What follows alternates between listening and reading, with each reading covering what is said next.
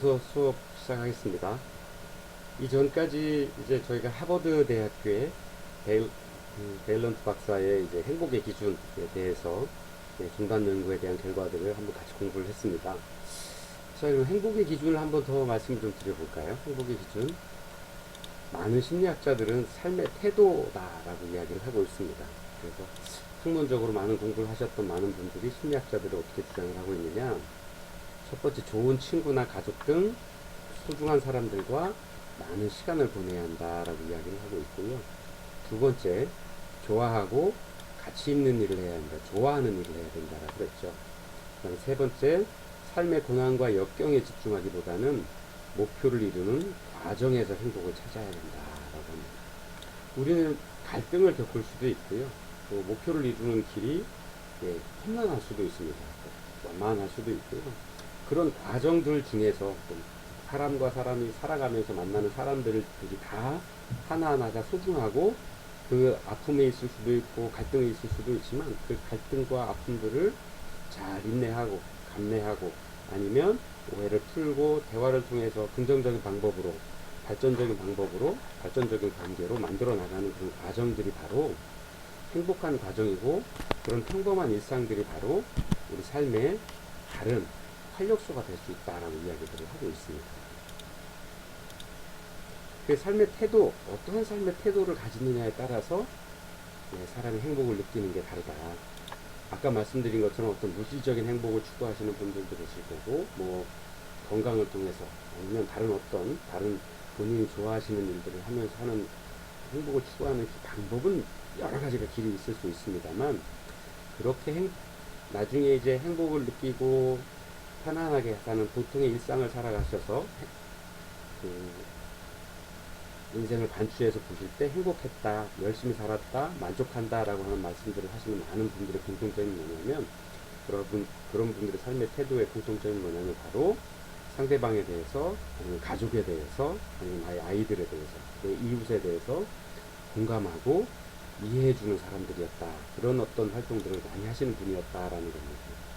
일례로 나와 생각이 달라서 언쟁을 다투거나 나와 경쟁적인 관계에 있거나 하는 많은 사람들에 대해서 너와 나는 생각이 달라 라고 이야기를 할 수도 있겠죠. 근데 그런 것들에 대한 부정의 예를 좀 보면, 그래서 너는 틀려, 잘못된 거야 라고 이야기를 하거나, 그래서 너는 일을 못하는 거야, 아니면 그래서 너는 성공할 수 없는 거야 라고 이야기를 하게 되겠죠. 근데 나와 다른 생각을 갖고 있다라는 걸 긍정을 하게 되면, 아, 너는 나와 생각이 다르구나. 아, 그렇게 바라볼, 그 문제를 그렇게 바라볼 수도 있구나. 그렇게 생각해 보는 사람도 생길 수 있구나. 하고, 그 사람에 대한 이해를 하고, 그 사람의 자세에 대해서, 사고에 대해서 이해하고, 긍정적으로 반응할 수 있는 어떤 그 생각들을 가질 수 있다는 거죠. 저희가 대화법에 있어서도 아이 메시지를 좀 써야 됩니다. 상담 공부를 하면서 저희가 늘 공부하고, 아니면 그 아이와 대화를 하면서 배웠던 게, 엄마 나 오늘 학교 안 갈 거야, 학원 안 갈 거야 라고 했을 때 어떻게 대응하라고 저희가 수업 시간에 공부하고 배우셨나요? 아, 그렇구나, 오늘 네가 학교 가기가 싫구나, 아니면 학원 가기가 싫구나. 네, 그렇게. 아, 학원을 안 가게 되면 엄마가 학원비를 미리 냈는데 그 돈이 아깝지만, 그래, 네가 하고 싶은 대로 해봐 라고 이야기하는 사람이 얼마나 될까요? 아마 제 경험엔, 저희 집사람이나 제 경험에는, 엄마 학원 안 가, 학교 안 가. 이놈의 자식이 왜 학교 안 갔나 하냐고 아침에 그렇게 만나면 혼을 냈을 것 같습니다. 근데 이제 공부를 하고, 그 다음에 상담을 하고, 이런 나이를 먹어가면서 이제 이 나이가 돼서 보니까, 아, 그렇게 했을 경우엔, 어쨌든 목적은, 아니면 바라고자 하는 마지막은 아이가 마음을 바꿔서 학교를 가거나 학원을 갈 수 있도록 하는 거잖아요. 근데 그러려고 그러면 매서운 찬바람처럼 혼내거나 윽박질러서는 그 아이 마음에 학교를 가거나 학원을 가고 싶다는 마음이 안 든다라는 걸 경험으로 알고 있죠. 그래서 오히려 부모의 윽박으로 가게 되면 아이는 이 마음속에 불평, 불만이 가득 쌓여서 가서 학교 가서도 즐겁지 않고 공부 시간에도 공부에 집중할 수가 없죠. 그래서 어떻게 해야 된다라고 배우냐면, 아이의 마음을, 네가 그렇구나 라고 아이의 마음을 이해를 해주고, 그래서 왜 가기 싫은 거야? 어떤 일이 있었어? 라고 아이의 마음을 인정하고 아이의 마음을 다독여주기를 해야 된다라고 배우죠. 그 다음에 아이가 스스로 선택할 수 있도록, 오늘은 뭐 건강이 안 좋거나 아니면 컨디션이 안 좋거나 아니면 정말 학교에 누군가의 어떤 문제가 있어서 안 간다라 그러면 그런 문제에 대해서 들어보고 아이의 결정을 존중해주고, 그래서 그래, 그러면 엄마도 너를 위해서 어떤 노력을 할게, 그러면 너는 어떻게 했으면 좋겠어? 라고 본인의 행동을 본인이 결정할 수 있도록 스스로의 자기결정권을 존중해주도록 해야 된다라고 상담이나 아니면 사회복지학 시간에, 심리학 시간에 많이 공부를 하게 됐죠. 그 시작이 바로 이렇게 공감하고 이해해주기 위해서 시작한다라는 겁니다. 그래서 부정적인 예와 긍정적인 예를 이제 들을 수 있고요. 앞으로 이제 이렇게 공부를 하면서 우리가 행복을 추구하고 낮에는 직장 다니고 밤에는 공부하면서 굉장히 피곤한 상황에서 내가 어떤 일들을 아니면 다른 사람들을 아니면 나와 갈등 관계에 있는 사람들을 아니면 우리 가족들에게 우리 아이들에게 오늘 피곤해 아빠한테 말 걸지 마 라고 하는 게 그럴 수도 있겠지만 또 다른 방법으로도 내가 행복하고 우리 가족들과 함께 행복해지려면 어떠한 자세로 어떠한 마음가짐으로 대화도 나누고 행동들을 보여줘야 되는지를 잘 좀 생각해 보셨으면 좋겠습니다. 그래서 공감하고 이해해주는 이런 마음 자세들, 습관들을, 삶의 태도들을 가지셨으면 좋겠습니다. 자, 제가 한 사진으로 한 분을 보여드릴 건데, 이분이 혹시 누군지 아시나요? 아시는 분이 많으시겠죠? 이분은 보시는 이 표가 제너럴 일렉트릭이라는 글로벌 거대 기업의 회사 로고라고 합니다. 제너럴 일렉트릭의 잭 웰치 회장이죠. 최고 경영자 회장이죠. 오랜 시간 16년 정도의 회장으로 재임을 했고요. 그 기간 동안에 글로벌 엘렉트릭이라는 회사, 에디슨이 발명에서부터 시작된 회사라고 저는 알고 있습니다만, 그 회사가 이제 본격적으로 글로벌 기업으로 엄청난 매출을 올리고 수익을 올리는 회사로 크게 되는 데에는 지금 보시는 사진에 보시는 잭 웰치라는 회장님이 재임을 하는 기간 동안 그렇게 엄청난 기업으로, 그 전에도 뭐 기업이 컸겠습니다만 훨씬 더 발전하는 어떤 계기를 마련을 했던 경영자라고 알려지고 있습니다. 근데 이 잭 웰치라는 경영자가 아주 어린 시절에는 친구들한테 초등학교 시절에 말더듬이 바보라고 놀림을 받았다라고 합니다. 말도 더듬고, 지금은 뭐 이렇게 잘생기신 것 같습니다. 그때는 어떻게 외모가 어땠을지 모릅니다만 하여튼간에 아이들한테 좀 따돌림도 당하고 학교의 생활에서도 초등학교 때 좀 많이 어려운 부분들이 있었던 것 같습니다. 그래서 어렵게 학교에서 지내기도 하고 그런 힘든 시간을 보냈는데, 이때 어머니의 긍정적인 에너지를 많이 받았다라고 합니다. 어머니의 지지와 응원, 적극적인 응원을 받았다라고 하는데요. 어머니가 뭐라고 했는지 한번 볼까요? 아들아, 웰치야, 절대 걱정하지 마라. 너는 말더듬이도 아니고 바보도 아니야. 너는 훌륭한 엄마의 아들이고, 내가 말을 더듬는 이유는 생각의 속도가 너무 빨라서 입이 따라가지 못하기 때문이란다. 걱정하지 말거라. 너는 잘하면 아주 훌륭한 사람이 될 거다. 그러면 내가 생각하는 것들을 잘 표현할 수 있도록 연습하고 훈련하면 아주 훌륭한 사람이 될 거야 라고 어머니가 지지하고 응원해주고 하셨다라고 합니다. 그래서 이렇게 어머니의 응원과 지지, 가족들의 응원과 지지, 그 다음에 긍정적인 에너지, 어머니의 긍정적인 에너지를 갖고 자란 잭 웰치는 이후에 제너럴 일렉트릭이라는 세계적인 거대 기업의 회장으로까지 성장을 이루게 되는 거죠. 잭 웰치가 이제 회장으로 퇴임을 한 이후에 그 특강이라고 해야 되나요? 이제 외부 강연을 다니는데요. 외국엔 그런 케이스들이 많죠. 미국의 대통령 퇴임을 하면 이제 강연들 다니면서 보통 강연 한번 나가면 저희가 상상하는 돈이 아니죠. 저희 연봉을 받으시죠. 강연 한번 가셔서 잭 웰치도 지금까지도 최고 경영자로서의 어떤 강연들을 하시면서 지내고 계시다라고 합니다. 물론 그 수익은 얼마인지 모르겠습니다만 저희가 상상하는 것 이상이라고 미루어 짐작해 볼 수 있을 것 같습니다. 저희는 이제 여러분들이 프로이드의 인간 행동과 사유 환경에서 프로이드의 정신 분석을 좀 공부를 하셨을 겁니다. 뭐 에릭슨에 대한 그 공부를 하셨을 거고, 심리학자들에 대한 어떤 공부를 많이 하셨을 건데요. 보통 이제 프로이드의 이제 그 성격 구조나 의식 수준에 대해서 많이 공부들을 하시게 되는데요. 보통 사람의 성격을 이렇게 빙하에 비유를 한다라고 합니다. 그래서 보통 그 눈으로 보여지는, 우리가 빙산의 일각이라고 하는 거고요. 그게 이제 눈으로 보여지는 상대방의 모습인 거고요. 실제로는 보통 9분의 1이 밖으로 나오고 나머지는 다 물속에 잠겨 있다라고 그러죠. 빙산이. 그래서 요 나머지 마음들은 보이지 않는 마음들이다라고 이야기를 합니다. 그래서 보여지는 마음이 의식, 또 보여질 수도 있고 안 보여질 수도 있는 것이 전의식, 그 다음에 물속에 잠겨서 아예 보일 수 없는 의식이 바로 무의식이다라고 이야기를 합니다. 사람의 마음은 이렇게 세 가지로 구별이 되는데, 저희가 늘 공부해서 아시고 계시는 것처럼 이 무의식에 잠재되어 있는 사람의 마음들의 관계들은 아주 어렸을 때 엄마와 부모와 아이 간의 애착 관계에서 의식과 전의식, 무의식이 형성이 된다. 어떤 모습으로 자랄 것인가가 어느 정도 윤곽을 갖춰가고 있다 라고 이야기를 배우고 있죠. 그 다음에 우리가 이야기하는 성격의 잘못된 부분들은 불안이라고 하는 건데, 이 엔자이어티는 이 무의식의 사이에 있습니다.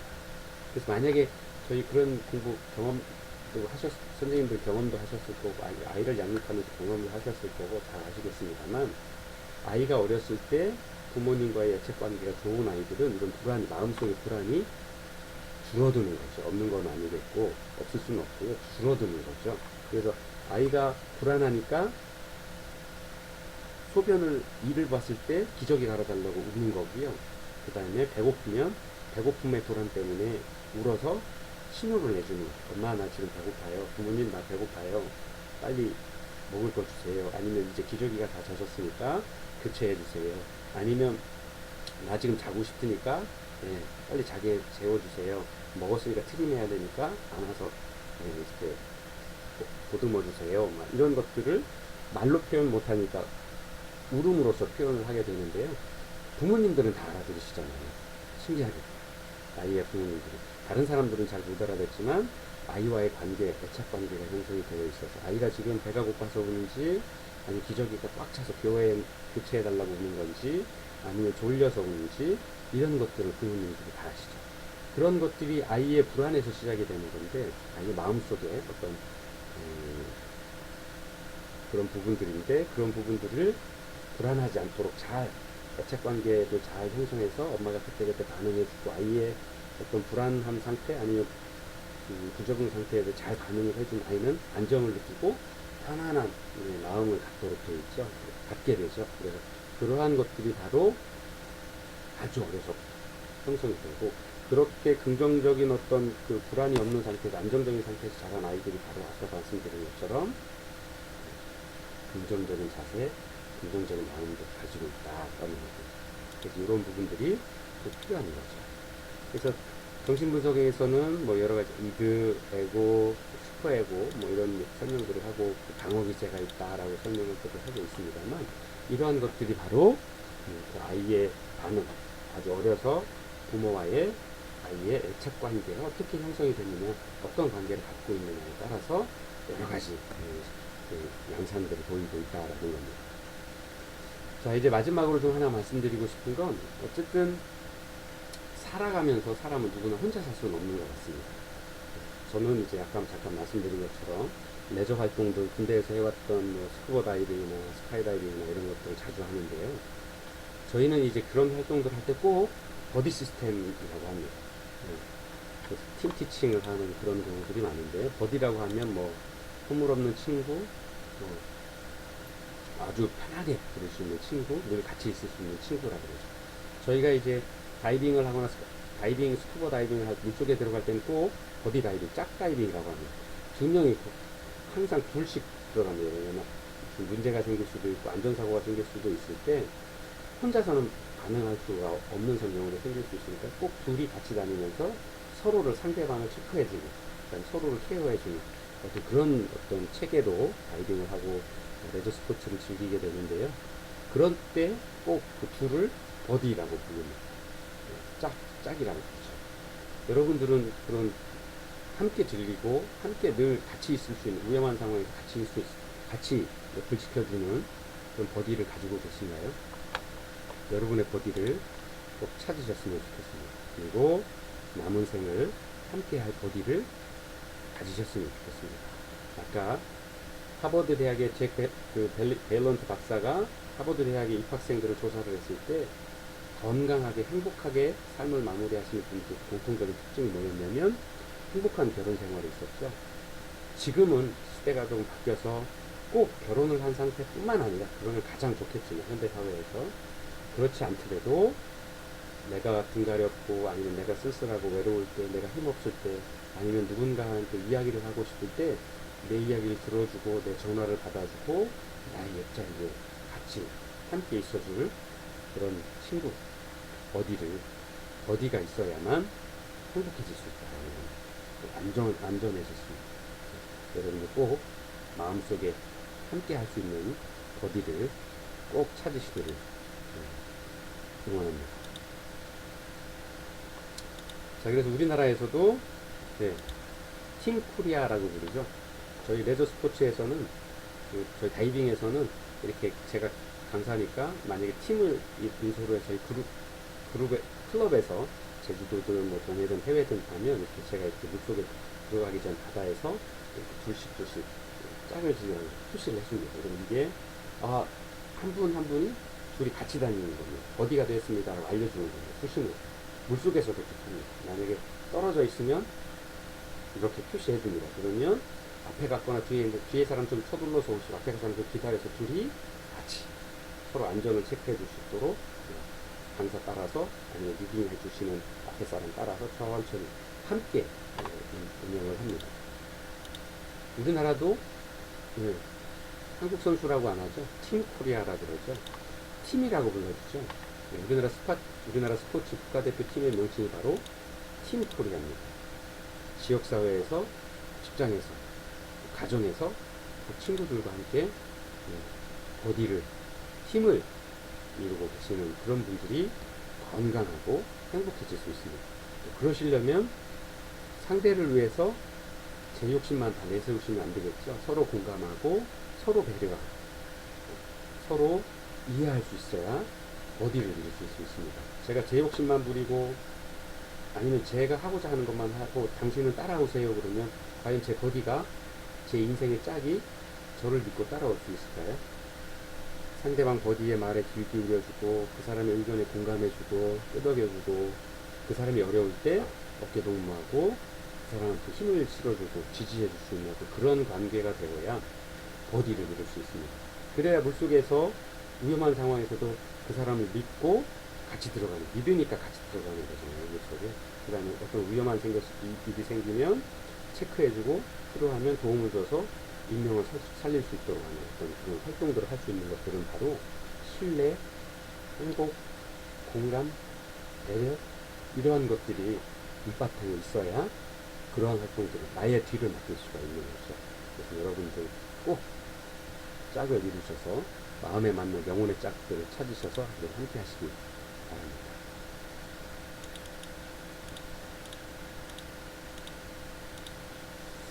자, 여러분들 내일 생을 마감하게 된다면 지금 당장 가장 하고 싶은 일이 무엇입니까?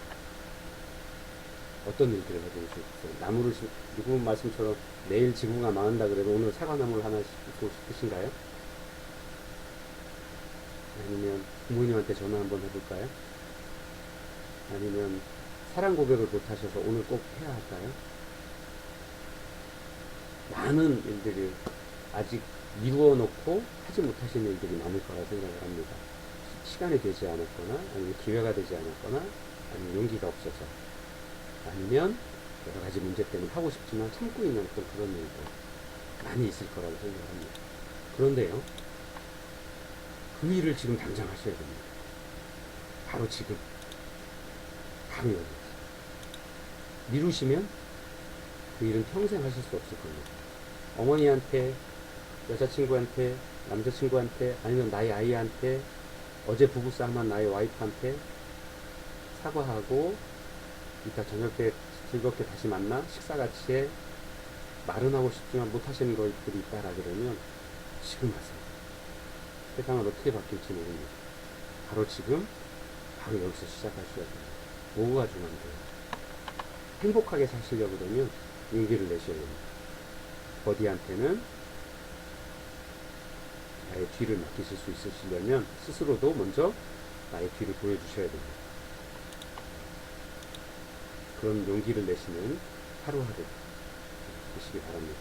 이제 수업이 끝나면 방학이 될 거고요. 방학 동안 또 여러분들 각자의 일상으로 돌아가셔서 미뤘던 일들, 또 직장으로 아니면 가정에서 여러 가지 바쁜 일들로 다시 되돌아가시게 될 것 같습니다. 그 와중에도 늘 건강하시고 행복하게 하루하루 지내시기 바라고요. 또 포기하지 마시고 끝까지 공부하셔서 지금 시작한 일이 늦지 않습니다. 지금부터라도 전진하시면 선생님들이 바라는 많은 것들을 대학에서 이뤄내실 수 있고 찾아가실 수 있으리라 생각을 합니다. 늘 응원합니다. 한 학기 동안 수고 많으셨고요.